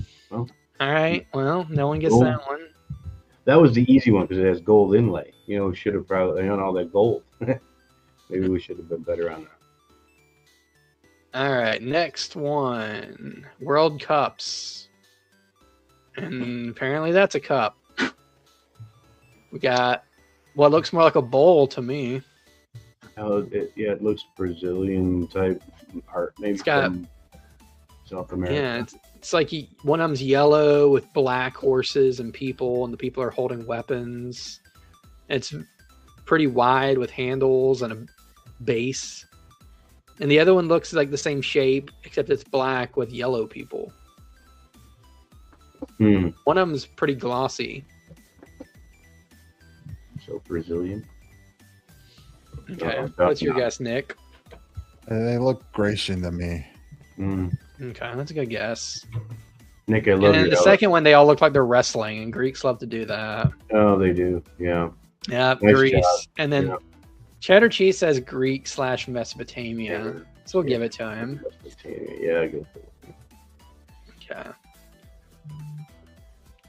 All right. Question 3. We got this crazy gold dragon and another gold thing behind him. I mean, are people really drinking out of this? China. Yeah. Yeah. This is either really obvious or a trap question. Yeah, I mean they were dragging. It's either China or Utah. Yeah, I'm saying China, because this is China. like a very China. I mean, this they is a love very much dragons like their and style gold. of dragon. And it's their style of dragon too. It's not a European style dragon. Yeah. All right. I'll wait on the audience answer, but it is Persian. Persian. No, it's It was a trap question. Damn it, Jake. All right. Last question. So I think it is the Nick or the audience here. Whoever. I guess Nick can tie it up or the audience can win.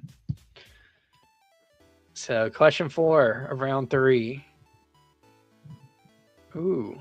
Well, you got a bowl, just a regular old bowl you'd eat cereal out of. It looks like, I don't know, something like my grandmother would have, except there's some Asian writing on it. Yeah, the There's one two on my chickens on it. right. Yeah, looks like one. Well, the one on the left looks plastic to me. Yeah. The other They one, kind of, yeah, they could look plastic. the one on the right, it looks like it's China, like it's Yeah, more like of a- porcelain like or a something. porcelain. Yeah, coming in. Maybe it's just But because. I mean, literally, these look like something that would be in my grandmother's house. yeah, no, yep. Not that they're not cool. Okay. Nick, China. China, Kevin, because that lettering looks China. Chinese. China, everything comes from China now. So if it's your bowl and Zach and yours, I'm going. Yeah. And then cheddar cheese is going Japan. So we'll see here. Cheddar cheese knows his Asian characters Cheddar better than I do. cheese. It's China. I get another one out of complete out of the blue. That's cool. So I think you tied it up. Yeah, I think. I don't know. My math's not great, but I'm pretty sure you tied it up. I only have 4. I'm good, I think. I think you got 7. Oh, awesome. I got a lot more. You might have got 4 right, but yeah, different. Oh, because of the ABC stuff, right? AB. Yeah. Did you actually tie it up, or were you one? Well, he had 3 at the end of round 1, right? And then he got at least 1 right that I didn't on round 2, so that would have been 5. And then he got 1 right here, so that should be at least 8. All right. All right, I think you tied it up. I think I messed up the scoreboard at the last minute, but it looks tied to me. So I don't know. Do we do a tiebreaker, or we just say, "Hooray, you both won"? I think we say Nick wins. Yay! Yay! Cheers to you, Nick, and all that smoke and whatever. We'll just do both. You.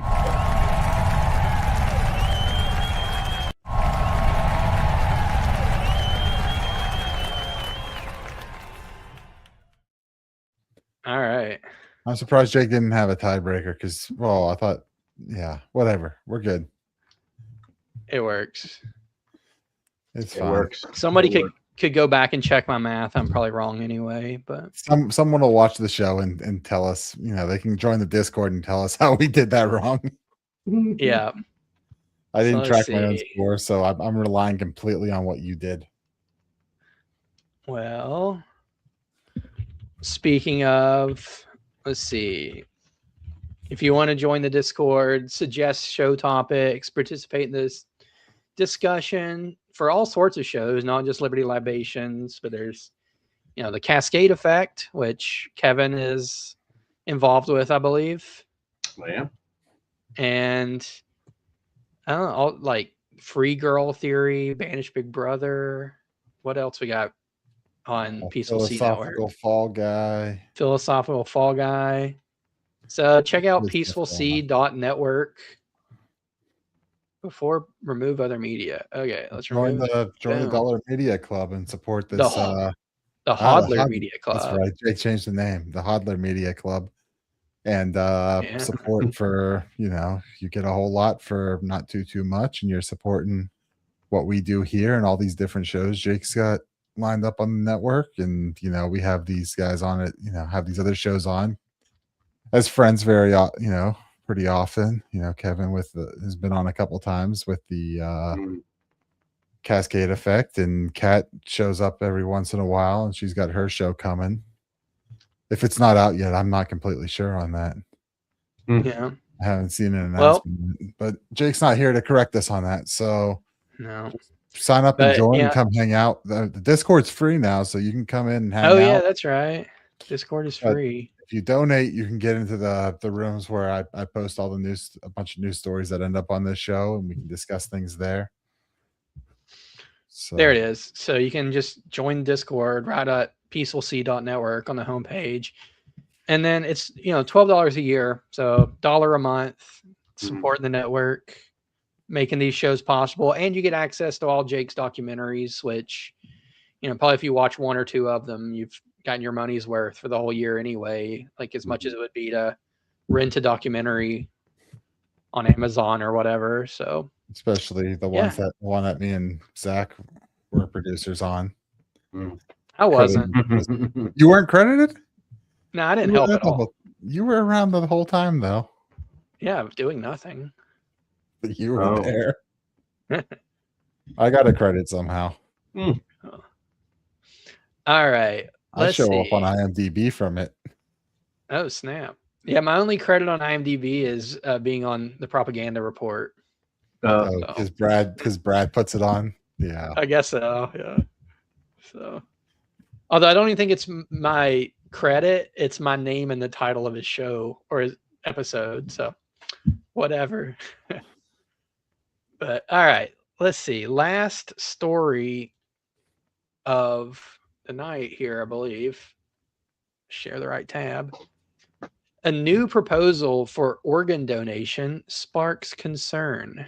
And this is from All Things Considered on NPR. So you got to, just keep in mind that this was read in a very serious voice on the radio.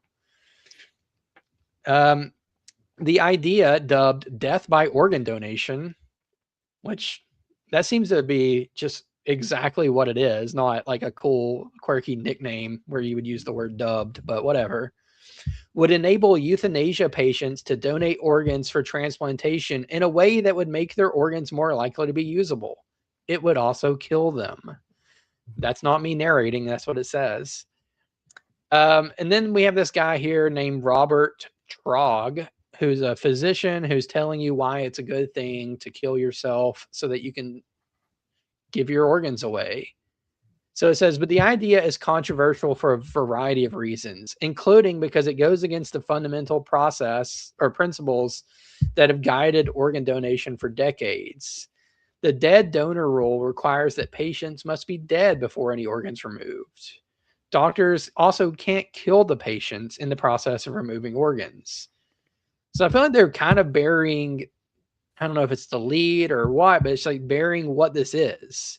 And I'm fairly sure it is people submitting to euthanasia precisely so they can donate their organs for no other reason. Well, I would say it's probably the people who are considering these things. I mean, we've talked about MAID how many times on the show, right? So the people who are doing that, they're saying, well, why don't we just knock you out and do this surgery to remove these organs and then give it to someone else since you don't want to use them anyway, we'll just use them. But yeah, now, okay. The big thing here in my head is like, medical ethics is, it's, the Hippocratic Oath, right? First, do no harm. And, I think the thing to think about, did you guys catch the Tucker show last week I think it was last week, maybe the week before, where he talked about MAID with a Canadian lady? So he had a Canadian lady on who got deep into this MAID stuff because I guess she's a veteran and they started offering, veterans MAID instead of actually treating them for some minor things. And of course she was rightly outraged by this. And, these guys came with receipts to her and they're like, hey, this is happening. And so she's kind of taking on a crusade on this. And, so it was a whole breakdown of the MAID program and how in the 10 years since it's been legalized in Canada, they've killed 100,000 people up there through that process. And how, it's not just, there's like, I forget the terms, like type 1 and or path 1 and path 2 donations. One's where you're, likely to die quickly. And then they open up this second path where, well, if you meet these criteria, then you can take MAID, you can go ahead and die by doctor. And it's come down to like, someone who's had recorded brain trauma, who suffers from seasonal depression, qualifies and has gone ahead and actually gone through with the process, where it's really like, when it's sold and it's like, oh, we're just doing this, but we've covered the stories time and again with MAID, how it seems like anytime they turn around, rather than treating you, Canada state-run healthcare, they've legalized this. Now it's come down, it comes down to, well, we don't have the resources or the money to treat you, so how about we just do this? We can make this happen real quick and just, your back injury, your leg injury, you're in your 50s, you're in your 60s, you've lived a good life. We could just give this to you. We could just do this for you, put you out of your misery. Yeah. Or they give people the choice. Like, would you like to be on a list to eventually get this done in 18 months? And maybe you're in critical pain now, or would you like to end it all? Yeah. So it's become a headache. And I guess it's become a real like monstrosity is, I think, the only way to put it through there, because it's not only just people go and saying, hey, I'm dying anyway, I don't want to go through the pain this, and we can debate the ethics or the morality of that. But like, yeah, you'd be fine if we could treat you, but because the government controls the healthcare and you pay this, if you're not going to pay for private healthcare or to travel to the U.S. to get this treatment, then your only option right now is die. It's really disgusting. And part of the Tucker story was that I think New York somewhat recently legalized it, and so that was covered there too. And this just turns into this giant slippery slope. And now you're saying, hey, instead of this, let's go ahead and take your organs while you're at it. Hey, if you're not going to use them, let's put them in someone else who wants to keep going. And I think what's really, really the slippery slope here is like it's said that, I think it mentioned in there, everything against what organ donation has been. And organ donation is supposed to be a gift. Like it's supposed to be at the donor's will, like they're, through one reason or another, brain dead, aren't going to survive, are dead. And, we're keeping the body alive right now. But, as a last act, could we save other lives, improve other lives through doing this? And when you start dragging this stuff into it, you really taint that, right? Like there's stories on the Tom Woods show at one point. He had, I don't know if you guys remember, Zach, did you listen to that episode at one point? He had someone on whose son drowned. And the doctors, instead of trying to treat, were like, well, he's brain dead, so can we have his organs? And he was like, no, let's try to treat this because I don't think he's dead.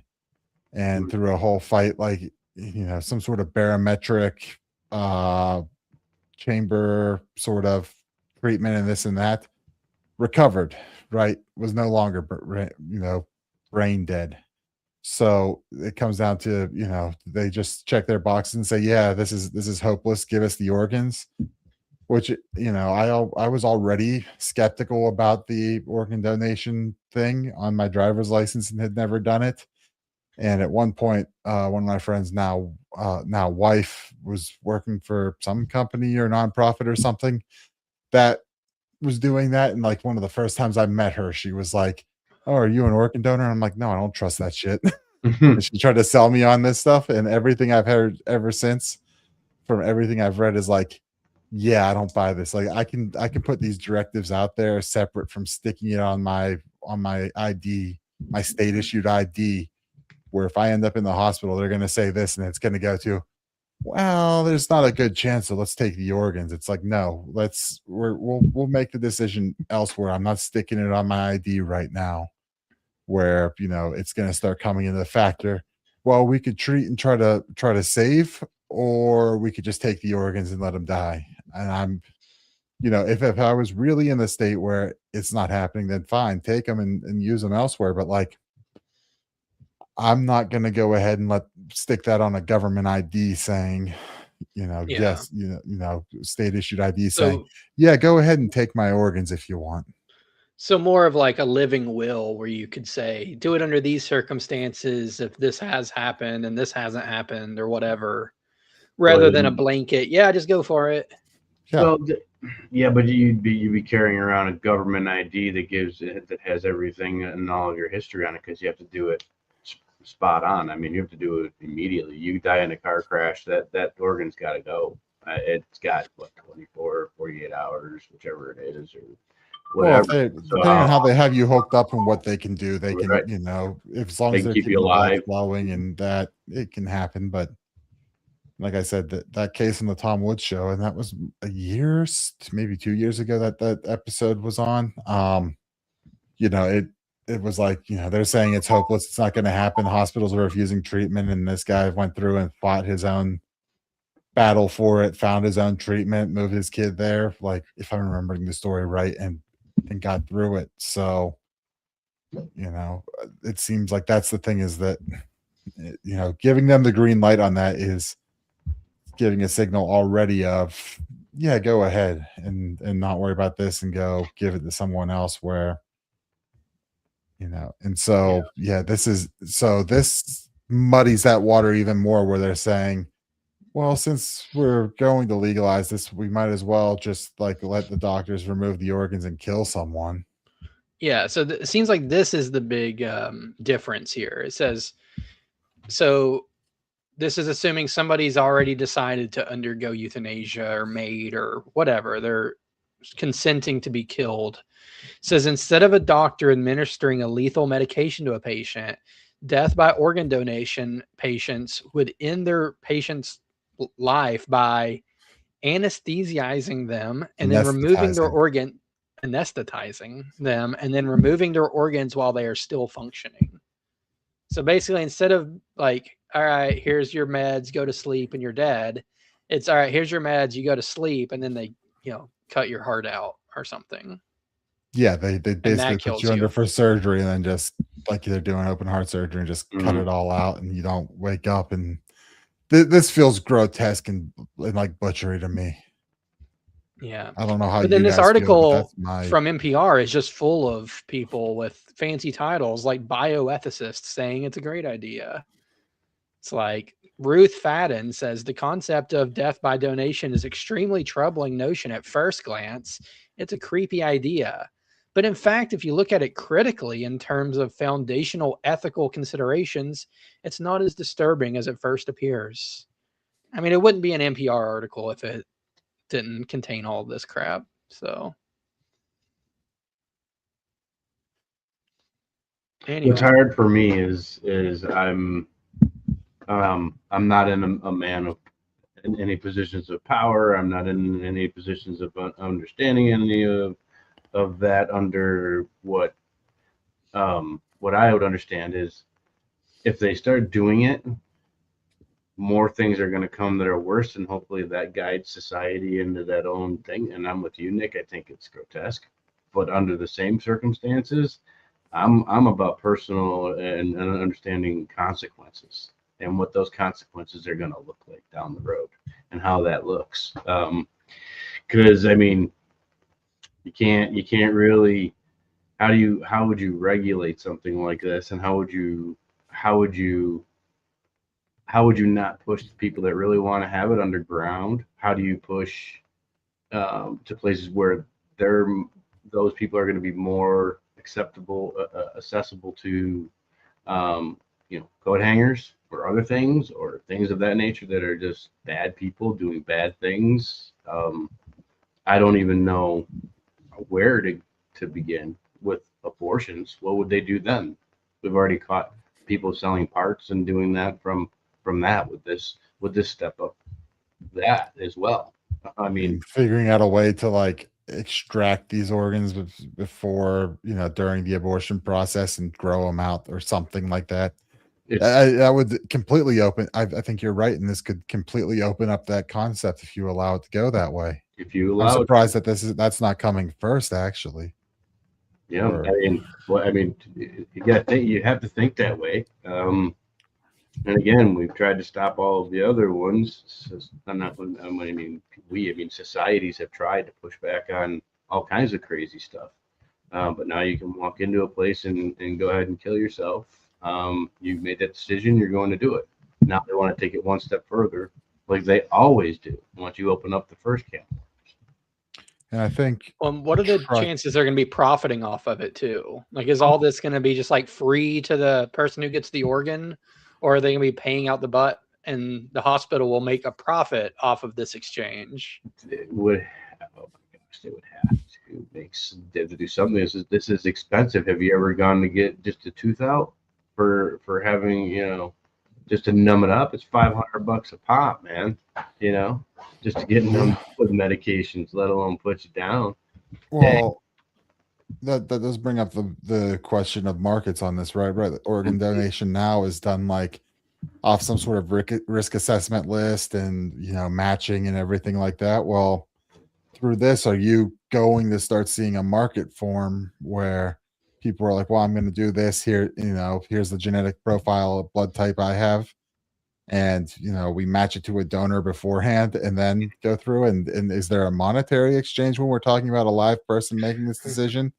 like you really start getting into like the questionable, like, are you willing to sell your life, Right for one reason or another to, how do they say that? like, Right state of mind. I'm totally with it, and then whammo. yeah. Like I said, with the Canadian one, it comes down to like a checklist on, and if someone's really into it, and if you haven't listened to the Tucker interview, go watch that. I mean, it was just like last week, I believe. Let me find it and see.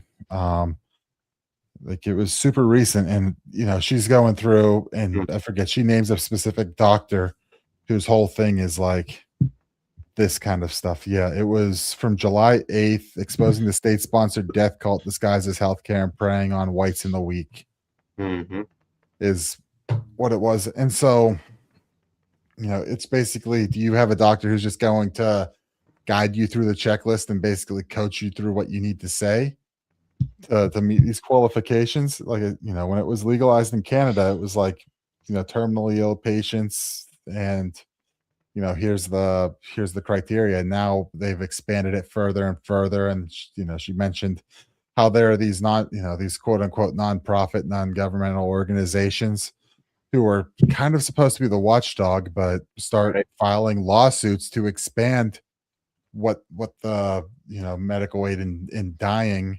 can be used for. There was like first, the way it became law in Canada wasn't that it was passed, it was they got a terminally ill patient to file a lawsuit saying, I should be able to do this. The court there said, yeah, you can do that. And then they got someone who wasn't terminally ill but wanted to end their life to file a lawsuit, and the court said, well, if that one can, then if you meet these criteria, you can.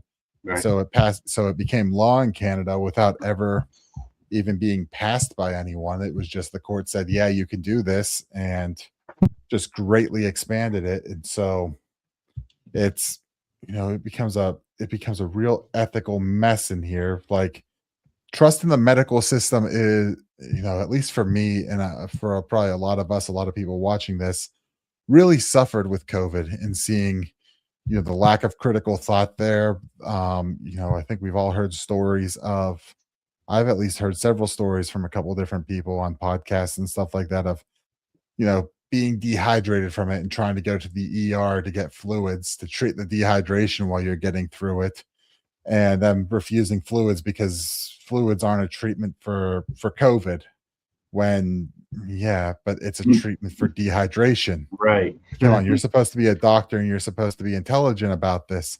And we just saw, these hospitals fall into these, well, here's the standard of care for this and this, and we only do this, and this just complete lack of critical thinking that overtook the country for 3 years, 4 years. It's still happening, and it's in our youth too. So they have it's still happening, but are fucked.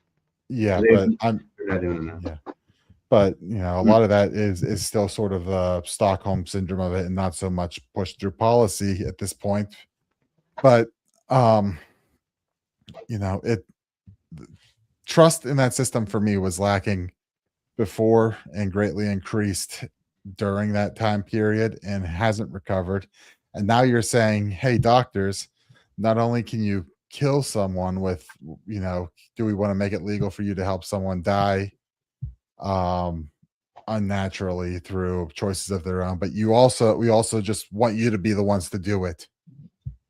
And I guess, part of the Tucker interview was also, there's two different terms. There's, in Canada, there's physician assisted suicide, where they give you the medication, you take it and die. And then there's euthanasia, where they inject they actually put it in through IVs into you on it. And so it's like, how much do you want, doctors are supposed to be treating and healing, and how much do you want to keep going down the path where, they follow the exact instructions, they're afraid to step outside of the standard of care set by the government, set by the hospital, set by insurance companies, and go to, and, do those just start becoming more and more, yeah, we could treat this, but it's going to be expensive and you're old, so we're not going to pay for it, and you can either take this, you can either, just suffer through it or end it now, right? How long before that here? Because that's what's happening up north.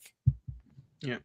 There was one dissenting I guess, quote in the NPR article. It says, This is asking surgeons to take a living person into the operating room and to come out with a dead person, which I think is murder," says Leanne Freeman Ross, a bioethicist at University of Rochester.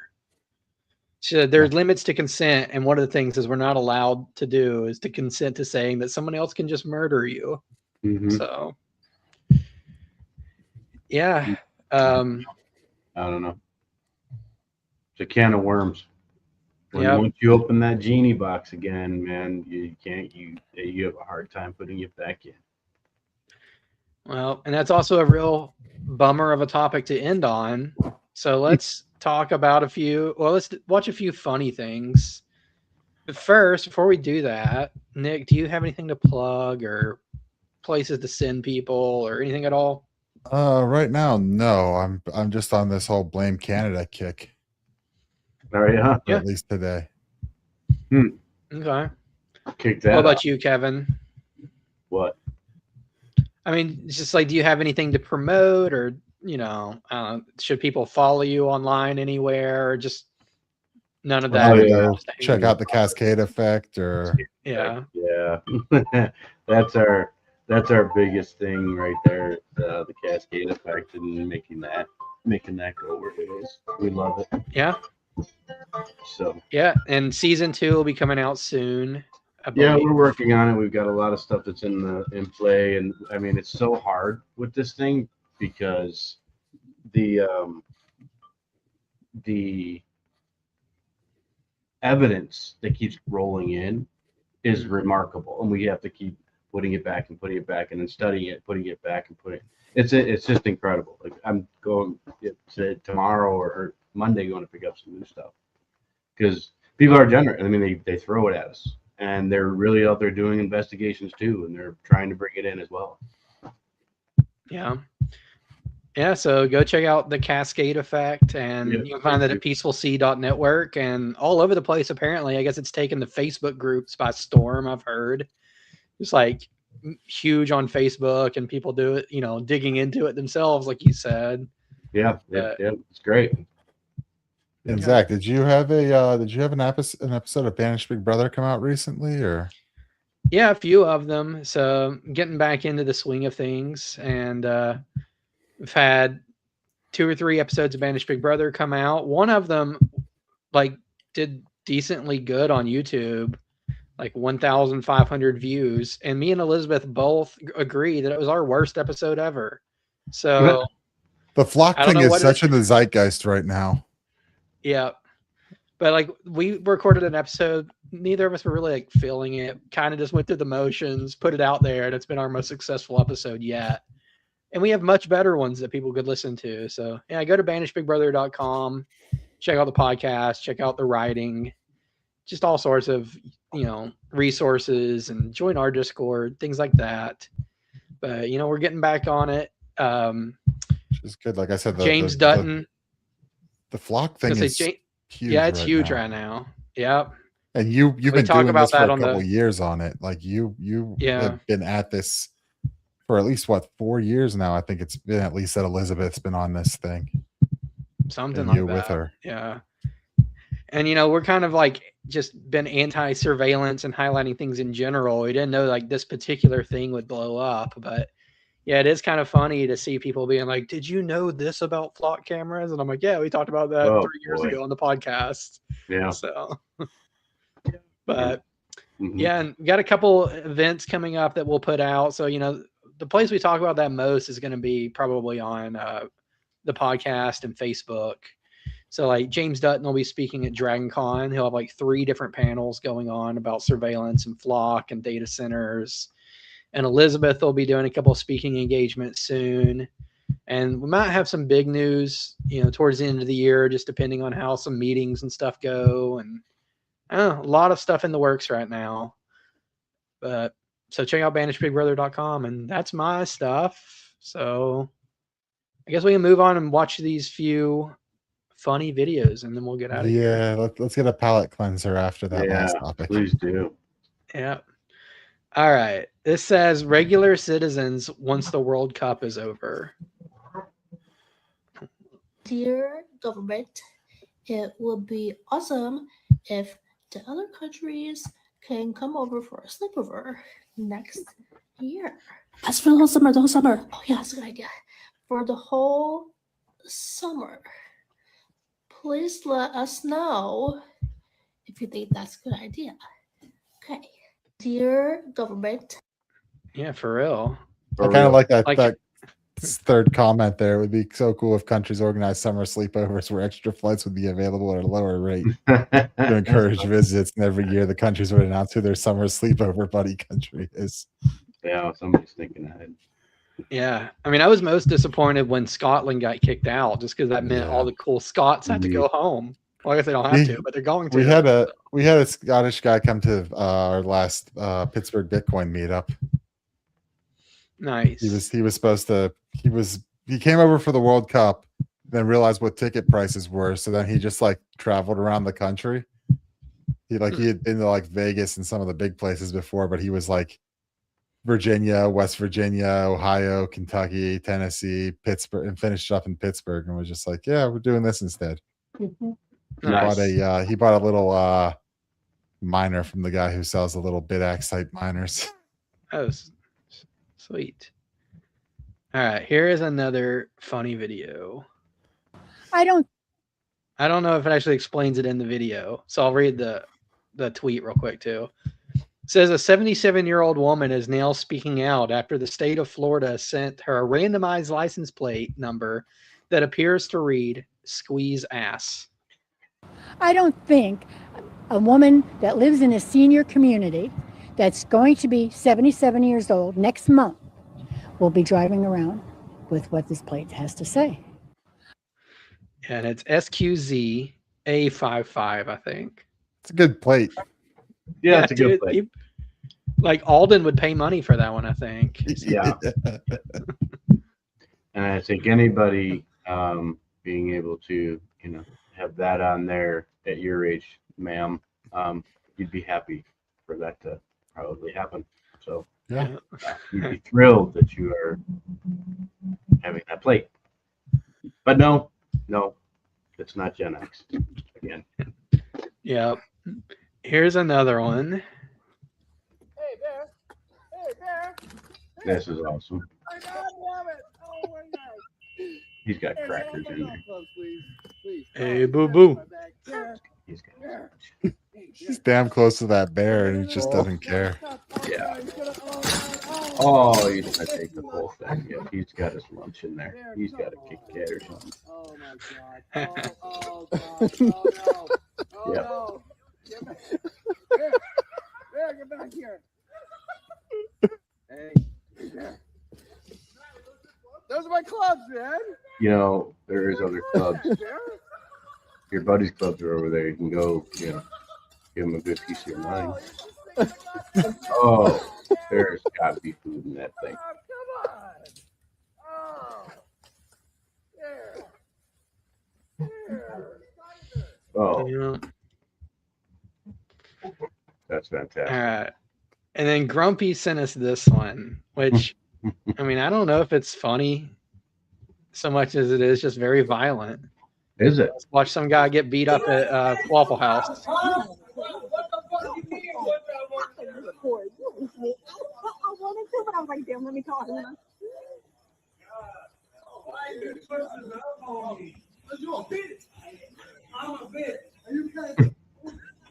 And this is a Waffle House manager, I think.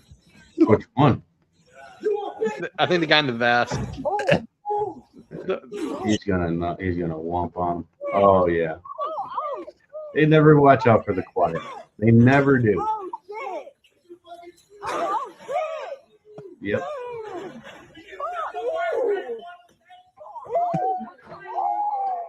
Give that man a raise. That's not. Yeah. Oh yeah, he's going in the garbage can.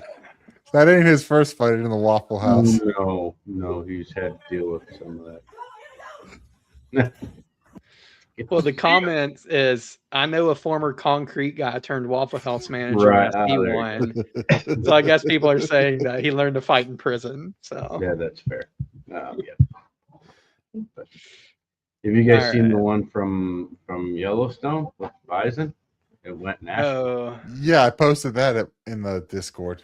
Oh, okay, yeah. You know, the poor yeah, we older don't have that gentleman. one pulled up. I could probably find it real quick, but It's Oh, in the but- Drunkard of the Week nomination. Oh, you're gonna play it next time, or are you gonna do it? well, I better not play in case that's a No. future drunkard of the week. Don't do that. It probably won't be, but and we can find another one. But yeah, I saw it and I tried to nominate it up for this. Yeah, it's a good. I mean, it's rolling viral. Everybody's making merch now. I'm glad the guy is okay, but I mean, it was hilarious. I mean, That's not the first time I've seen a video of a buffalo throw someone like that. right, me either. But this guy takes the cake. I mean, he's just running around trees until finally that thing catches up to him. All right. Well, this is our last funny video, and then we're out of here. But this one is captioned, "Me genuinely thinking my girl is understanding my perspective until..." Oops. Well, I screwed that up.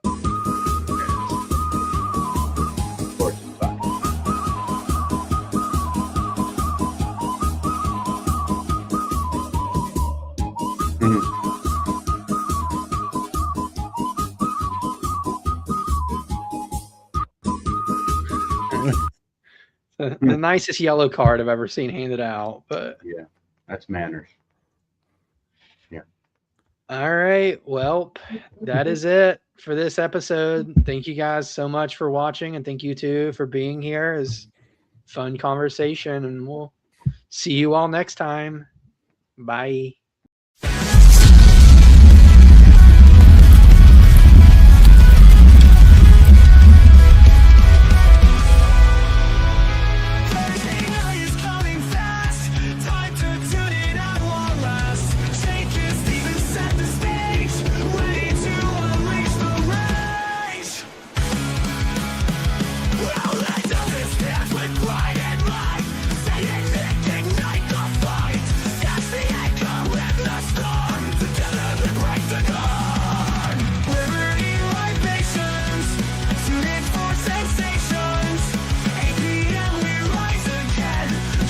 Crew